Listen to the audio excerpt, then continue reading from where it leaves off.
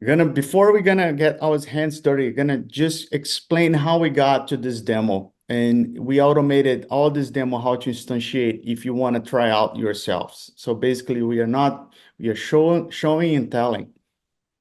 So first of all, we have one node group we call infra, and we put the critical components for this demo.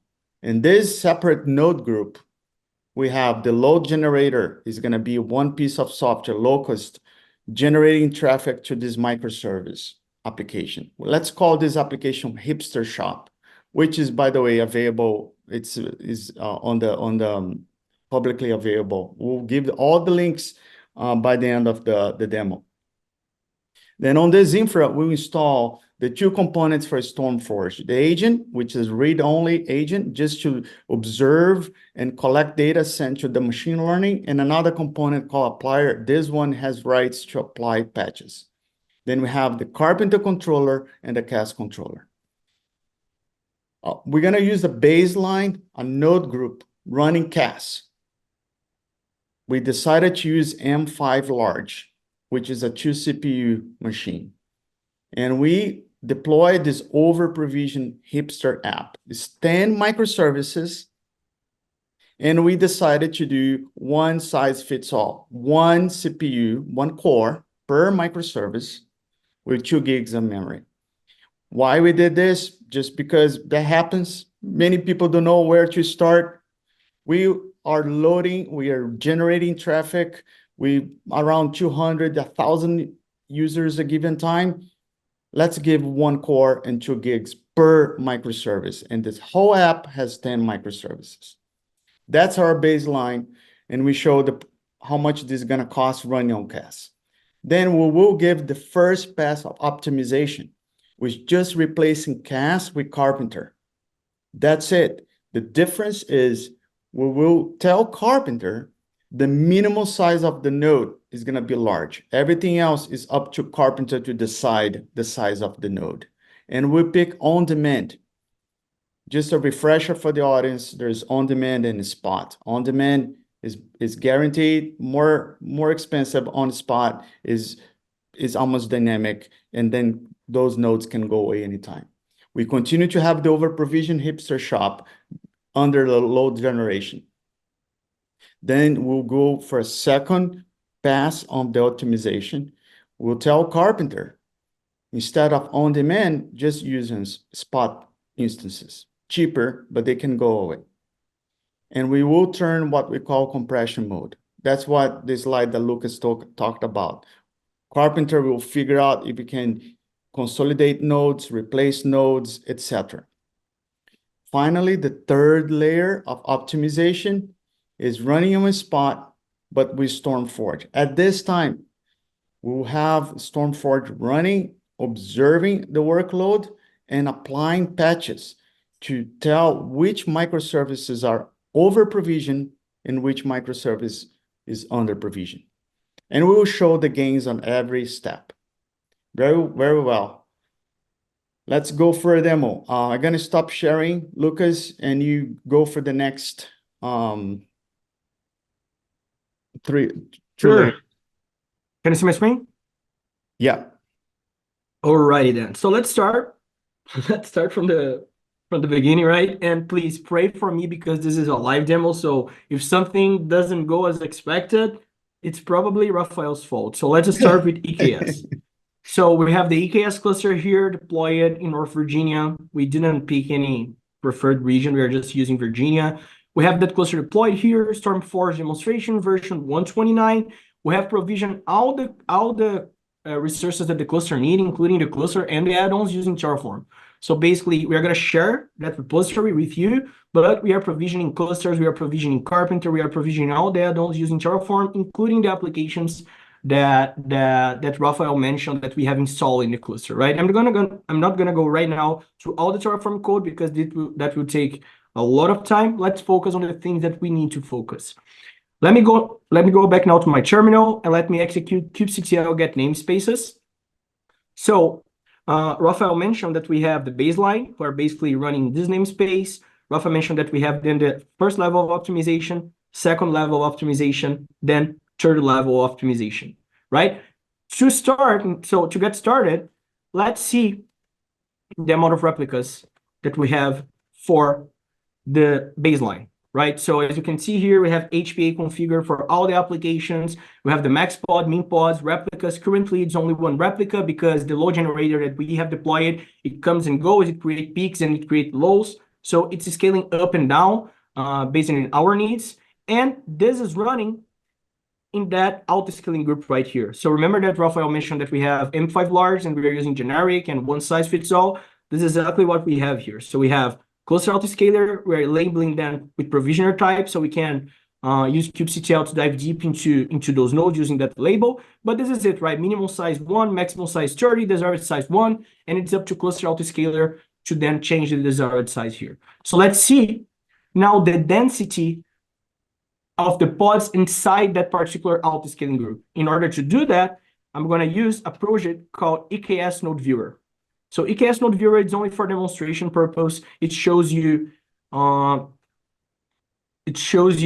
nodes, it shows you the price, it shows you the instance types. It's a pretty cool tool for doing demonstration. So this is it, right? Those 10 microservices running here. We have those instance types, right? We are only using m5.xlarge, one size fits all. And one thing that I want to highlight here, other than the cost, which is pretty expensive, $840, is the density of the pods in the instance, who is what we want to pay attention, right? So here, as you can see, 70%, 60%. So it's a very low density of applications in those particular instances, meaning that we are paying much more than we actually need to pay, that we're going to show you in the next level of optimization, right? So going on now to the next level of optimization, where basically Carpenter. So Carpenter without compression mode and without spot instances, only Carpenter, simple app on Carpenter. Let's see the Carpenter configuration for that particular level of optimization. So provisioner type, Carpenter. If you look here, I'm not going to cover all that, the EC2 node class and everything. Let's focus on the node pool for now. So the node pool is the CRD that you define the amount of the instance types, the instance categories, the instance sizes, the architecture, anything really that you want to define for, that you could define in the autoscaling group, you can define here. So instead of defining one size fits all, you're giving Carpenter option to pick C, M, R, and the instance sizes starting from large, as Rafael mentioned, and using on-demand, right? Two highlights here. We are using on-demand, and the consolidation policy for Carpenter is not for bin packing, it's only for when empty. So basically, Carpenter will only remove nodes if it has expired flag after 720 hours, or if the node is empty. And very quickly, for the folks not familiar with Carpenter, you see the values CMR as category, and the sizes. What Carpenter does, it's a matrix of those two. So basically, it's all the universe on this particular node pool that Carpenter can make decisions. Exactly. So let's move back now to this namespace, who is using that node pool. Let's get first the HPA. Pretty same, right, Rafa? We are the same amount of replicas of the cluster autoscaler. But now, one thing that is impressive is, let's see the EKS node viewer so it can show us the density of those pods. I'm using the provisioner type Carpenter here to filter it out. So instead of having a bunch of instances with low density, what we have now is one big instance for X large with all the pods in it running on demand. So we don't need to worry about AWS getting that back from us. But if you see here, it's basically half of the cost that we are paying to run the same application in Cluster Autoscaler, right? So this is the second level optimization that we are doing. Now, let's move on to the third level optimization. So if we get the namespaces, again, we're going to see that we have simple app on Carpenter optimized, right? So basically what we are doing here, we are creating a node pool. And instead of using on-demand, like the previous one, I have changed that to spot instances and only spot. Since this is a list, I could add on-demand here as well. And Carpenter is smart enough to, if you don't find any spot instance available, it will fall back automatically to on-demand so you don't lose capacity. But in that case, just to showcase how spot can really improve the amount of seasons that you have, we are defining spot. Again, we're not talking about pod disruption budgets. We are not talking about how you can make those applications resilient, even with spot instances. This is a different thread that we can definitely do a webinar, a presentation around, but we're using spot for that level of optimization. And not only spot, we are actually defining a consolidation policy here. If you remember the last Carpenter configuration, we were using when empty, and for this Carpenter configuration, we are using when underutilized. So basically means that Carpenter will bin pack if it can bin pack, so it will move pods around to even more improve your costs. So let's first see the amount of pods that we have for that particular workload. This workload is actually a little bit more pods because probably the load generator is generating load. So you can see here is not fake at all. The pods are actually scale in, scale out, and scale in. But we need to check the EKS node viewer, right? And the provisioner type is basically Carpenter optimized. Let's do it. Remember, we were at $400. Now we have even more replicas of our workloads, right, Rafa? We have even more replicas because it scaled out. But if you can see here, we are at $275. And actually, Carpenter just deleted a node right there. Did you see that? Did you see that? Yeah, it actually worked. So the way that it bin packs, it cordons the node, it drains the node for you, automatically spins up another node and move the pods around. So the price now is at $249. But guys, if you see here, we're still at 76%. So probably means that we have over provisioned resources in our cluster, right, Rafa? Yeah. So up to this point, we just play around between CAS and Carpenter. But actually, the workload is still over provisioned. Let me share my screen and I will show the last layer of optimization with StormForge. Okay. So basically let's look at the same namespace that Lucas was showing. And what we have on this cluster, again, we have the StormForge agent and the applier. They're running all the time, collecting data. And I'm gonna go ahead and jump on our UI and show in this particular namespace how is not optimized. So we have this score. I look at almost like density, the higher the better. When more optimization, you get a bigger number. And here, all the services. And remember, we gave 1 core and 2 gigs per microservice without thinking. And then you have this, for example, payment service that's taking. Rafa, can you make your window in a full mode so we can see better? Sure. I don't know if that's gonna be. Cool. No, it's better. Okay. So, and look at the memory.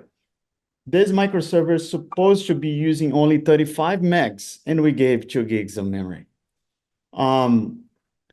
Was naively, was lazily, but let me look another microservice that's under testing. Let's see front end. Front end, for example, it's taking 3 cores, but in reality, you need 4 cores. That means that this particular microservice could use more CPU. As a former platform engineer manager, I lost my sleep, not on over-provision workloads, but on the under-provision workloads. They're the ones that are silently hanging fire, and that eventually can cause outage that I have to deploy engineers to do investigation. And this particular namespace as well, not namespace, this microservice, can use more CPU. Look at the request. We are saying that we're recommending, 1 full core, maybe you can do 1.2 in memory. And you can configure as much you want how you're gonna see those patches. And the patches are right here. You can show the patches. They're completely native Kubernetes patches. And by the way, we do HPA too, is saying that you should use HPA 48% instead of 60% or 90%. That's when I mentioned that we can do HPA along with optimizing the resources. Because they walk together, right? If you think around HPA, they walk together. So depending on the amount of resources that you allocate for replicas, you would need more replicas in a less amount of time or more replicas. So it really walks together side by side, and StormForge recommends that for us as well. In this particular recommendation, they must be together. So here with the CPU, just for fun, I'm gonna apply. That gonna takes a little bit of time because it's sending a message to the applier. But what I'm gonna do, I'm gonna show the actual recommendation over the command line. We have a lot of tuning. In this case, the user can decide how much this recommendation gonna look like. What is your goal for this workload? Savings? In this case, I want to save more money. We recommend fewer CPUs. Balanced is the way that we are doing 1.2. But if you want to, this is in production, I want to be safe, I'm giving more. So you can have, you're going to be in control of how we're going to recommend this. And lastly, I want to show very quickly, we are now recommending as well how this workload is shaped. In this case, it's a compute optimized. It will run better in a C machine. So time goes by, StormForge can produce recommendations and nudge Carpenter in terms of what kind of node pool you want. And one thing that I want to highlight as well, Rafa, it's only a patch, right? And it's a Kubernetes primitive, the way that you apply that. Exactly. You don't need any custom schedule, no webhooks, etc. Like in a cooking show, I'm going to show the namespace that has been already optimized with StormForge. And this is still learning and blah, blah, blah. But if you see here, most of the services, they got optimized. And of course, they go back and forth because we are running load generator 24/7. And you see there now, instead of one core per microservice, we have whatever they need. And because of our machine learning, you see that they are not, the recommendation is not the same over time. We learn over time, and we can even create seasonality. So with all this namespace running, optimized, see now it's 77 from 40%. I can show you the gains on top of the Carpenter spot. So let me run here EKS node viewer to show the final price for this workload. $141, not bad. We started with, I think, 840. Now 870, 840. Yeah. So we talk about 75, 80% savings from all those layers. So and if you see the density right there, 80%. Yeah, in the size. In this case is a C, but if you have multiple types of workloads, that's when you start to get a little complex. We're looking for one workload in under one namespace. Now imagine this time 500 and times the 30 clusters you might have.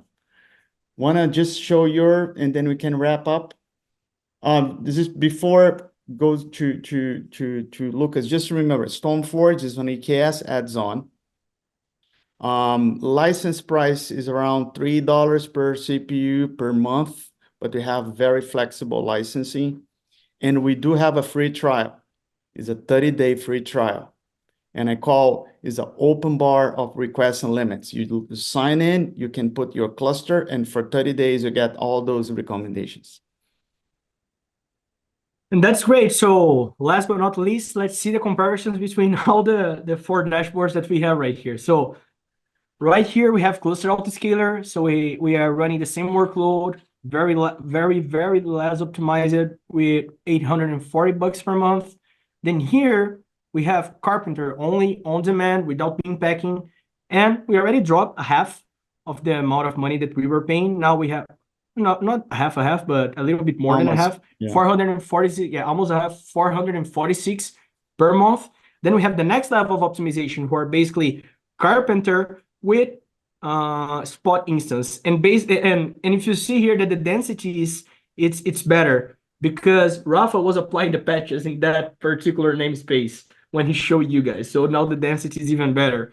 And then, of course, we have StormForge. So even only with Carpenter, without applying, it is because Rafa already applies some recommendations here. But even with Carpenter, the best way of optimizing using spot instances, if you pick StormForge and write the finite amount of CPU and memory, you can drop that to another half. And as Rafa mentioned, imagine that scale across multiple clusters, multiple microservices, multiple environments. Imagine the amount of savings that you can have.